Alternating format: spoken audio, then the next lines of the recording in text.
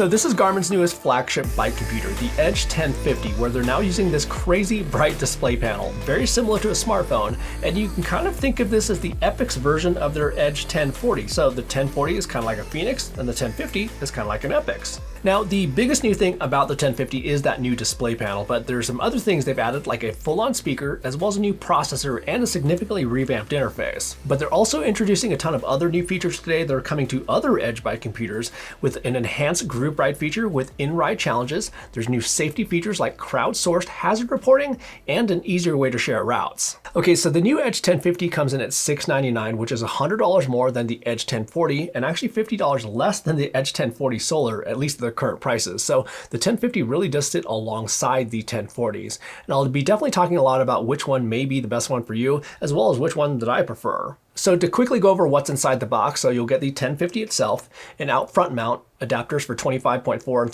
31.8 millimeter handlebars. There's Allen wrenches to install the mount. There's 2 additional elastic quarter turn mounts, a USB-C to USB-C charging cable, as well as a tether. So the big highlight of the 1050 is this new incredibly bright 3.5-inch LCD display with 480 by 800 pixels that can put out 1,000 nits of brightness. So that's like pretty much full-on smartphone brightness right there. And when I say bright, so this is actually a video of me when I'm first setting it up where it's kind of funny, but you can see that it was so bright that it totally blew out my exposure. So with the 1050, they went with a transmissive LCD display versus OLED. And the primary reason for this is that transmissive LCD is apparently a lot more durable when it comes to screen burn-in, where OLED displays are a lot more susceptible to that. But this new display is really good, and there's seriously zero issues seeing this outdoors, and it also does have an ambient light sensor which can automatically adjust the backlight based on light conditions. And as you can imagine, there's lots of areas in the interface where you can really see this difference here, but I really noticed this on the maps where they just have a lot more detail versus the 1040, where the 1040 maps are really good and all, but there's just way more they can do with all those additional pixels as well as all those additional colors. The display does have a pretty glossy finish to it though, so at some off angles it can be a little bit more challenging to see. Now compared to the transflective display on the Edge 1040, they both look really good outdoors, but the 1040 may look slightly better in direct sunlight. But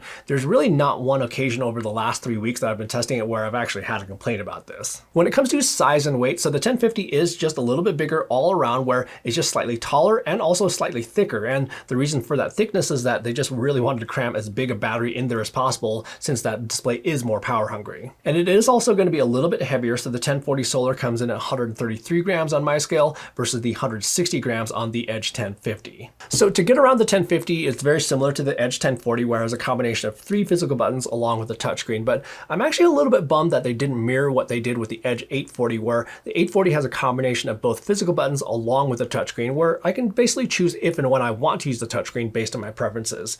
The gigantic display is great and all, and it does work decently with light gloves on and even with some moisture, but I found that there just can be some ghost taps on some occasions, especially in like heavy rain. And of course, heavier gloves don't really work with touchscreens well either. So when it comes to battery life, so they're advertising anywhere from 20 hours in the most demanding conditions to 60 hours depending on your settings.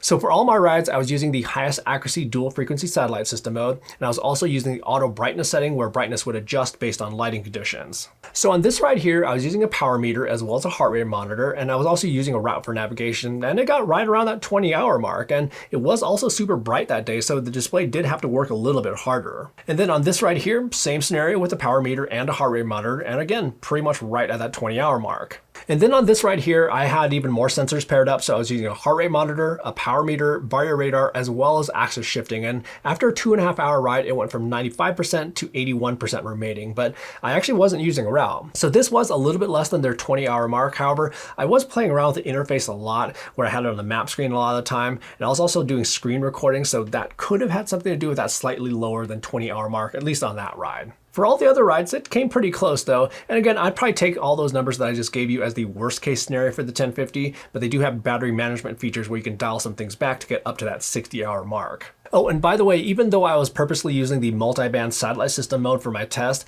I'd actually suggest using the Garmin's auto select mode, where it can automatically switch between dual frequency and single band modes based on your conditions. And I found that mode to work perfectly and get more battery life too. But this is where, if battery life is a bigger concern for you versus a brighter display, the 1040 is going to be your better bet.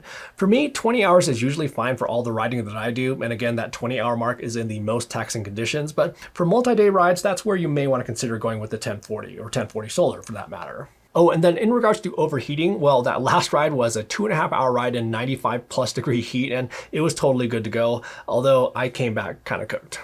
And they've also changed the quarter turn mount to a replaceable quarter turn mount like the ones that are found on the 840 and 540 versus the all metal mount on the 1040. And I personally think that's a pretty good call considering things just happen and the replacements are just like 10 bucks. And another thing to note about the quarter turn mount on the 1050 is that they did shift the position of the mount just a bit forward due to trying to make it more evenly distribute the weight of the unit to the mount. So this is where they mentioned that it may not actually fit some existing third-party mounts, but they did also mention that K-Edge is coming out with some specific mounts to solve some of these potential mounting issues. So along with the new display, they've also revamped the interface on the 1050 to take advantage of all those colors and pixels. So on the home screen, they now have these larger cards up top with an odometer for each ride profile versus the kind of shorter ride profile carousel on the 1040. And then in addition to that, there's also an additional section right below that which can loop through your daily training suggestion, the last ride that you did, as well as the last course added. And then on the bottom of the screen, they have shortcuts to training, navigation, and the main menu. Now, they actually haven't gotten rid of the widget glances from the Edge 1040. Rather, they just kind of hide them now below the home screen where you just swipe up to access those. And these are basically the same as the 1040, but they basically shrunk each glance a little bit.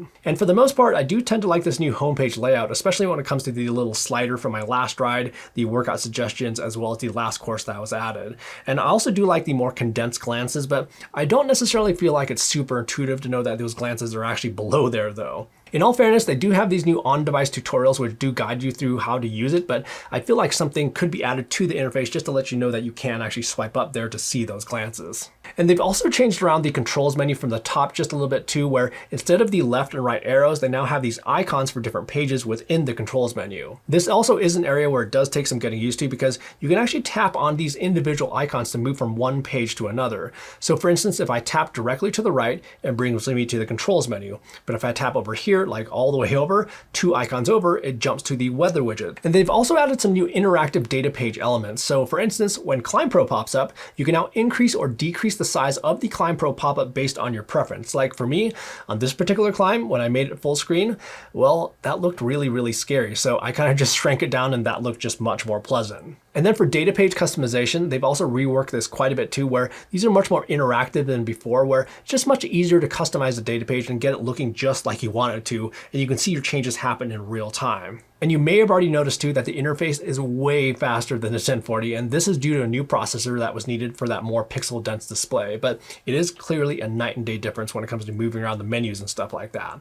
I wouldn't necessarily call it like smartphone fast, but there's very little delay, and that does also translate to the map page where you can pan and zoom around pretty much instantly. Now, unlike pretty much all of the rest of the features I'll be talking about in this video, the new interface is one thing that will be exclusive to the 1050. So another thing new with the 1050 is that it has a full-on speaker versus the beeper that's found on the 1040, and they use this all over the place in the interface when it comes to the startup sounds, all the alerts like turn alerts and radar alerts, and there's even full-on voice prompts here too for stuff like navigation and workouts. The speaker also does get quite loud here too, so if we just go into the sound settings here, so here's the max volume on the tones. Approaching summit. But it seems to me that the voice prompts are louder than the tones for some reason. I don't know. But that does get us to another feature they've added because of that speaker, and that's a bell. That's right, a digital bell on a bike computer. And at first, I thought this was kind of silly, but I've been using it a lot, and it does work to get people's attention. Obviously, audible signals are still going to be the best, but on nearly every occasion that I use this bell, people did hear it. But to use it, all you have to do is just tap on the screen during a ride and just tap on this little bell icon right here. But you can also pair the bell function using the Ant Plus functions to stuff like SRAM access blips. So that's actually how I have it set up. And you can also map it to your Garmin Edge remote if you happen to have one of those. And it is one of those things that does seem sort of silly at first, but it's just one of those nice little extra features that I just have started to use a lot. It's almost like the flashlight on their Epix and Phoenix watches, where it's totally underrated, but it easily becomes something that you'll start to use way more than you think. Now, looping back to the tones really quick. So I'm going to go ahead and reduce the sound of this entire video right now just because this bell is so darn loud, but it's super, super loud. But if we go to the tones again in the system menu here, and if we go to the tones, that's the max volume of the tones, whereas That's the max volume of the bell. So I think the alert tones could be increased a little bit. Now on the software side of things, they're now also expanding their group ride feature, where it's now not only a way to see other riders in a group, but they're also integrating in-ride challenges for climbs as well as issuing post-ride awards. So their group ride feature basically extends their live track feature to a group where you can see where other riders are at during a ride. And this feature does require you to have your phone with you, since it is leveraging your cell phone signal to communicate with Garmin Connect, which it then connects to other riders in your group. But they're extending the group ride feature to be a little bit more challenging and probably a little bit more fun, where they're now going to have post-ride awards, where at the end of your ride, riders in your group get specific rewards based on how they performed on that ride. So like on this mountain bike ride here, Ray got the Superfly Award as well as the Flight Captain, which are apparently awards for best jump hang time, as well as the longest jump. But I got the award for Flow Rider, which meant I had the best flow rating. And then here's another ride where Ray got Wanderlust, which means that he kind of wandered off course the most, but I actually got the best watts per kilogram rating. Anyways, kind of a fun feature to see some of those rewards when you finish your ride, but you may have noticed that there was a little bit of a bug that we ran into, where even after we finished our ride, it still said that some riders actually hadn't finished yet, but apparently this is an update on Garmin's end of things, where they should be able to solve this with like a higher update frequency or something like that. But the other enhancement to group ride is if you use a course, where there's in-ride challenges in conjunction with Climb Pro, and this is actually kind of cool. So you'll actually be able to see the position of riders in your group on climbs that are broken out on your route. So you can kind of keep track of them versus having to look back to see where they're at. Now, when you complete the climb, there's actually a couple things that can happen here. So if you completely obliterated the other riders in your group and there's no mathematical way that they can actually beat your time, you'll automatically be awarded the winner of that climb. And then just the same, when other riders finish that same climb, they'll get a notification that they unfortunately didn't win. Oh, you can see Des won that one. But if you completed the climb and there's still a chance that another rider could actually beat your time, the winner's only going to be declared once all riders have finished. But there also can be a delay here in declaring the winner, and this is all due to the latency in cell phone signals. So the live track feature, which is the backbone to all these group ride features, updates like every 10 to 15 seconds or so, and then go ahead and add in potential latency with cell phone signals going up and then back down. So it could be as short as 10 to 15 seconds, but Ray and I also did encounter occasions where there was like a 30 to 45 second delay. So it's certainly not like a live racing feature by any means, where you'll see to the second real-time positioning or anything like that, but it is kind of a fun feature nonetheless. And then another thing they've added to group track is they've integrated their instant detection feature. So when an instant is detected or someone requests assistance, all riders in the group will get an alert that something happened with information on that rider's location. But again, though, all these group ride and live track features do require a cell phone connection and a strong signal. So if you do happen to go out of cell phone range, you'll basically see the last known position of the other rider when they were in range. And speaking of safety, they're also introducing road hazard alerts, and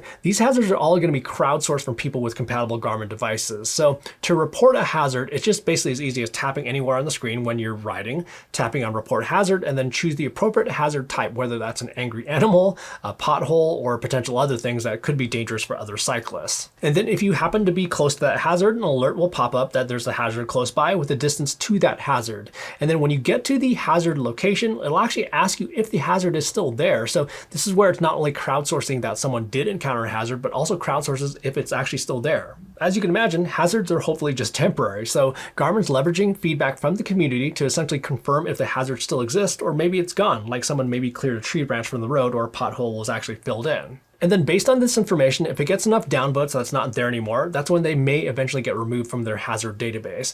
And they didn't really say the exact parameter or anything like that on the percentage of downvotes or upvotes needed, but I think it's just kind of one of those things that they may kind of have to play around with as they get more and more of this information. And then in terms of how your 1050 is actually going to get this information, so when your device syncs with your phone, whether that's before, during, or after your ride, the 1050 will actually pull down the crowdsourced hazards from Garmin Connect, and then that information lives in a map layer on your device.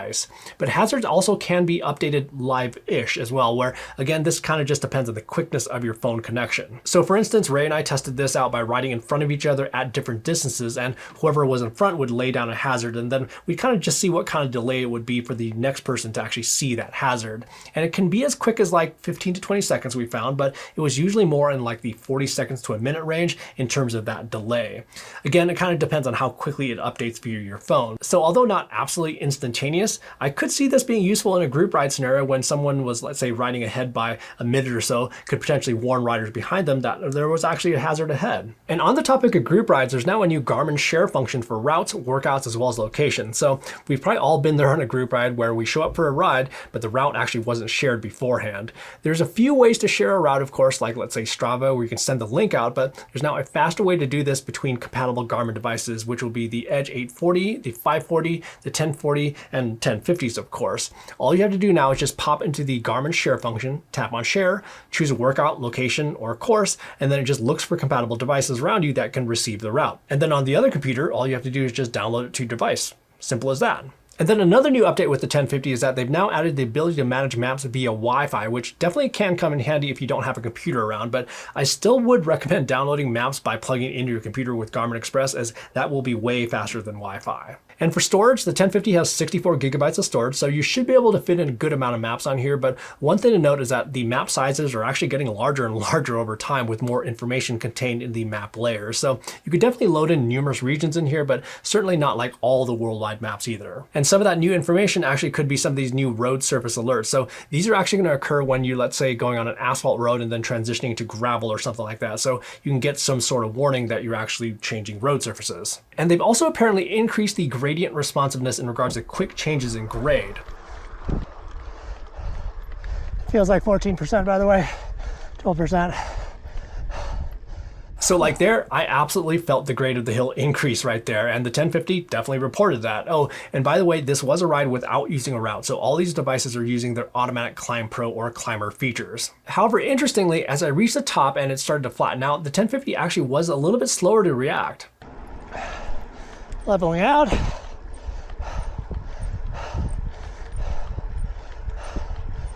It's not 10% right now.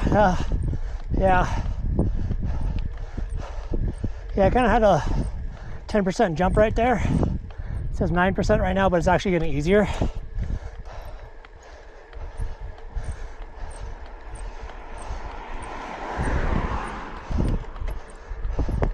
It's a little quirky on the top there, but other than that, it's pretty consistent. Now, pretty much flat right now. So it still says 5. There we go. And then another more like kind of convenience feature with the 1050 is that it now has Garmin Pay, so you'll be able to run into a coffee shop or something like that and grab a snack with contactless payments. So my first thought with this is that I always bring my phone with me, and everyone that I ride with always has their phone with me as well, but I suppose there could be a situation where I do forget my phone one day, or I actually may run out of juice on my phone or not bring my wallet. So I guess although it's not a primary feature, I see it could come in handy in an emergency. So when it comes to GPS accuracy, the 1050 has a multi-band satellite chipset, just like their 1040, 840, as well as 540. And for all my tests, I was specifically using the multi-band mode just to see how accurate it actually can be. And over the last 3 weeks of my testing, there's really nothing to complain about at all. All the total distances always lined up. The elevation gain also looked good from the altimeter. The GPS tracks look really good. I think Garmin at this point really has the GPS side of things nailed, so I don't think we really need to spend too much time here. Now, in terms of any bugs or anything weird that I encountered while testing the 1050, other than some of those quirks with group ride, I did notice that high traffic road alerts were coming in late, like sometimes in the middle of an intersection versus the 840, which gave those alerts before the intersection like I would expect. Of course, I've definitely reported that to them, so hopefully they should be a little bit more responsive with the update to the firmware. So that kind of brings us full circle to if you should switch from the 1040 to the 1050, and it mainly comes down to your display preference, which also does translate to battery life.